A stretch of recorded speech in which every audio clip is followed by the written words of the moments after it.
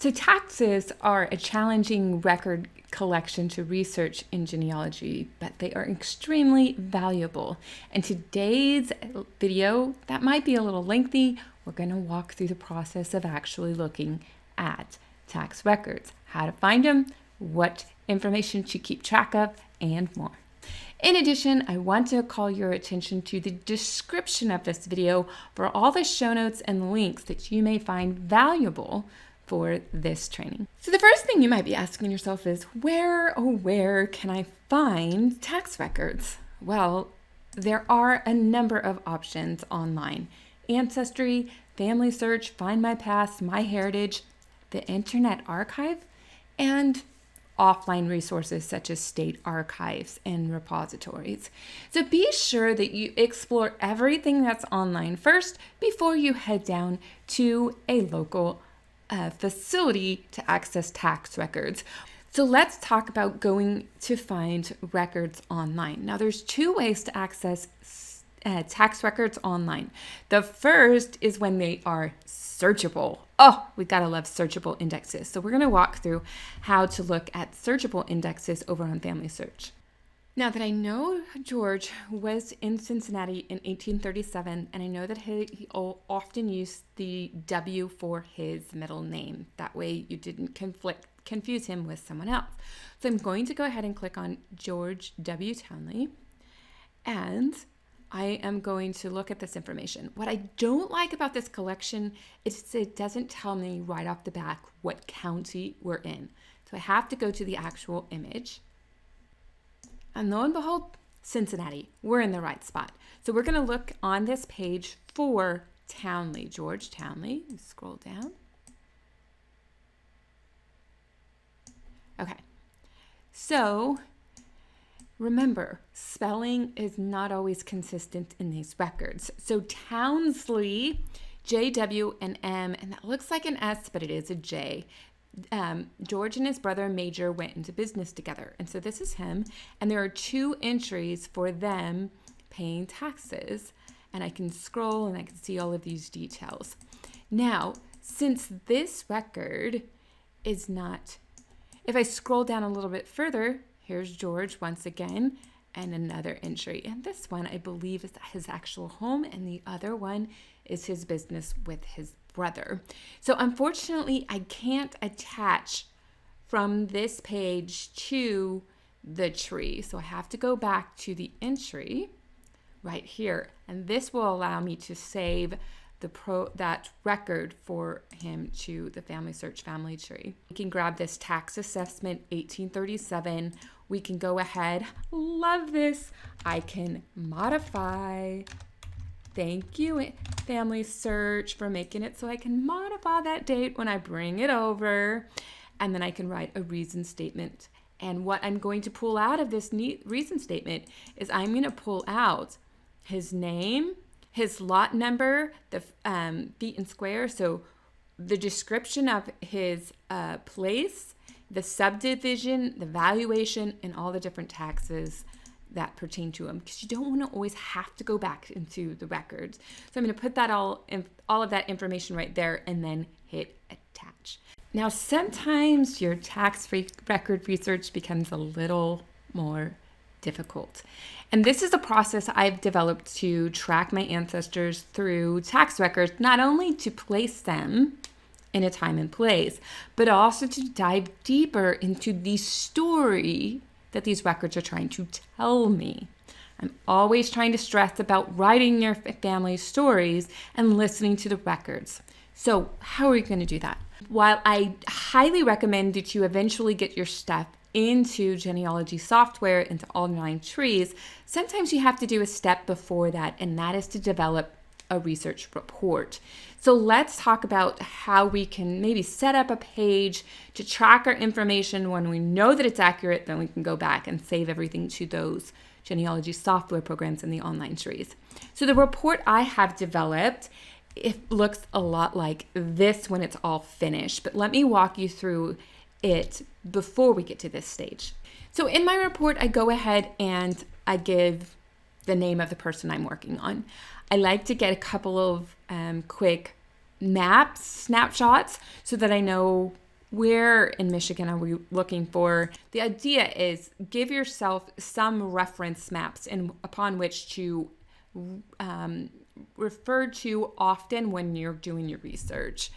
Eventually, you're going to get into probate and land records, put links to that and some statutes. Let me go ahead and show you some of my reference material that I link to.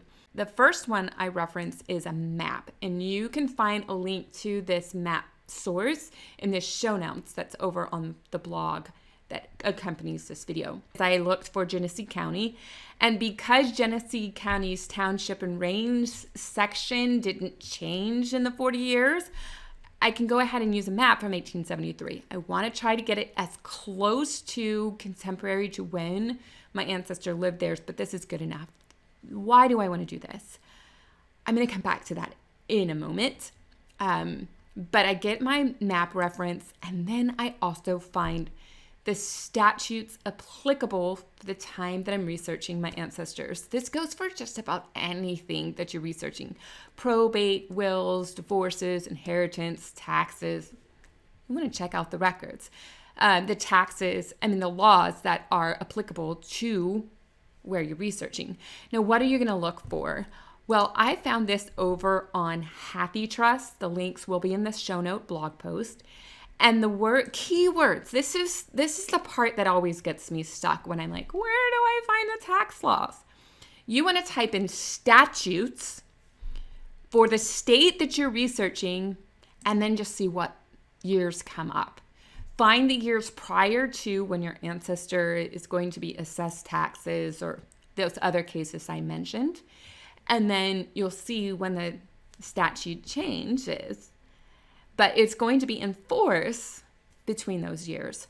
So in this case, 1838 is right around the time he's living there in Genesee County. So this is a good set of statutes.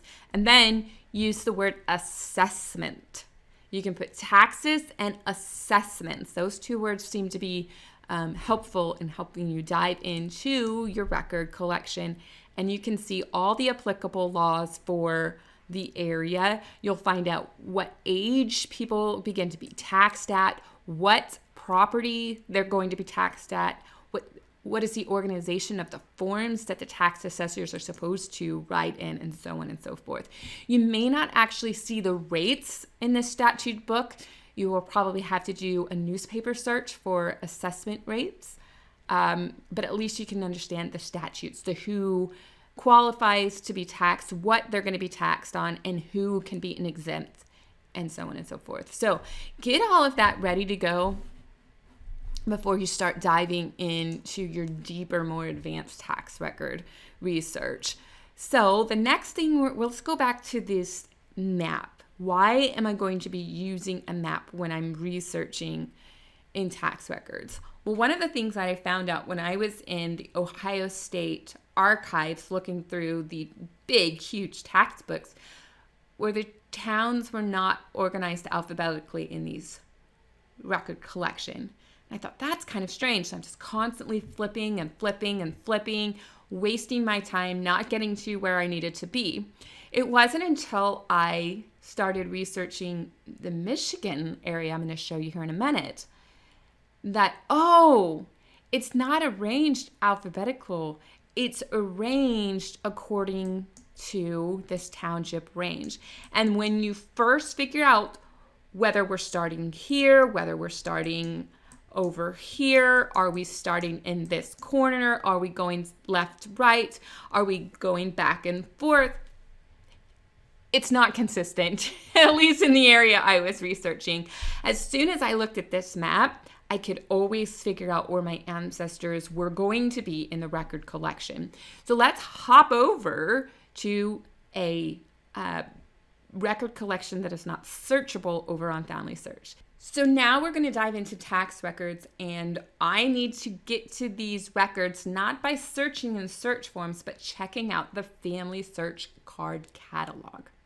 So let's hop over to the website, and you're going to see where we get that from. So notice that I'm here on the FamilySearch card catalog. You can click on search, and then you can click on catalog, and you're to this page. So now that I'm on this page, I'm not looking for Chester Ward. I'm looking for Genesee County, Michigan. Start typing in your location, and then some hints will pop up so you don't have to type all of the information, which is pretty amazing. So I'm going to click on that and press search. And after this page loads, I'm going to scroll down for taxation.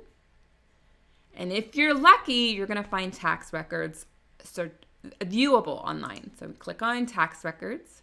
Now I've already found the first entry for Chester in 1845. He was in section 2, Township 8, Range 7. So what does that look like? Well, on that map that I was showing you from the Historical Map Works, Township 8, Range 7, that's all decided right here. Section 2 is 1, 2. This little upper northeast corner of Genesee Township, that's where Chester has his property. So I have that, and then I also know his parcel information and some previous tax information.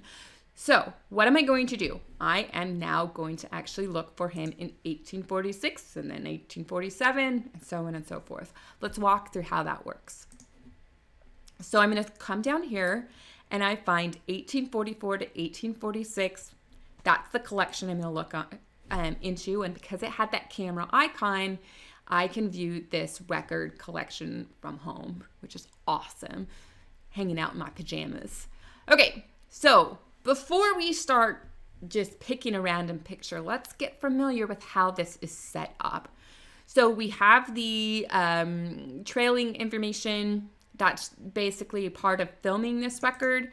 We're going to look for the first image that we can find that gives us identifying information. So this is the Michigan Historical Commission. It tells us record of Genesee County.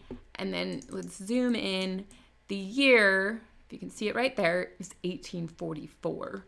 So 1844, that's what we expected, because if we look down here, if we ever get confused, like what am I looking at? Tax record 1844. This one is volume 134 for the years 1844 to 1847. And you access by this little pop-up menu that's down here on the bottom.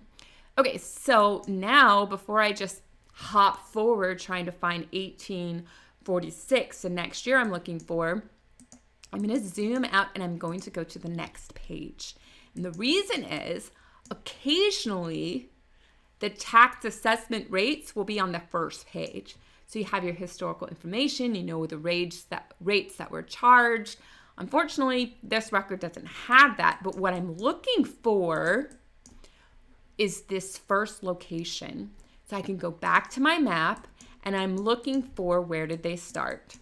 Well, Argentine, Michiganders, help me know how to say this location. Argentine. So the next thing I'm going to look for, are we going this way? Are we going that way? Which way are we going? So that when I'm trying to get this little area right here that's green, I know how far to jump when I'm doing my research. So let's go ahead and zoom out just a little bit and go to this grid focus. I'm going to hop down just a few. Now we're still in Argentine. And now we've got our next one. This is Flushing. So we have Argentine, and then we go up to Flushing. I guess I really skipped over those other two locations. So Flushing. So it looks like it's going to be going up here, and then you'll probably hop over and say, okay, did it come back down here, or did it come back to the bottom and then go up? Well, for the sake of this video, it went down to the bottom, it went up, and down to the bottom, and went up. And we're going to hop forward to page 580. So now when we look up here, really bad handwriting, but that is Genesee, where we're looking for. And so now we need to go and look at last names. Oh, it just so happens we are in the T's, but we want to get to Ward. So I need to hop forward until I get to Ward. Now, look at this. Woodfleet, Walker, Wright, Ward. It's not entirely alphabetical order, and it's also not neighbor order either. So I don't get any clues as to who the neighbors are, but there have been several times when I failed to recognize the names weren't in pure alphabetical order. I get to Woodfleet and I gave up. But a good genealogist would go, oh wait, this is just all the W's together. So I went and I looked, and I've got Chester Ward, there's a senior and there's a junior. And I can go ahead and go through and capture all this information about Chester. Now, here's one other thing I want you to pay attention to. It said paid. Occasionally, you're going to see some notes for delinquent or some other indications that they didn't pay their taxes. And that's important biographical information that you want to clue in on. And if it doesn't say paid, and there are newspapers from that time period in that location, they might appear in the delinquent taxpayers report in the newspapers. Cool little fun tip. So here you can see that I went ahead and I captured all of that information about Chester in 1846. So that's the overview of getting started researching tax records. I hope that you found it informative. If you have any questions about researching in tax records, go ahead and put them in the comment section below. And if you didn't see that first video on the overview of tax records, make sure you see the video that comes up on your screen right there.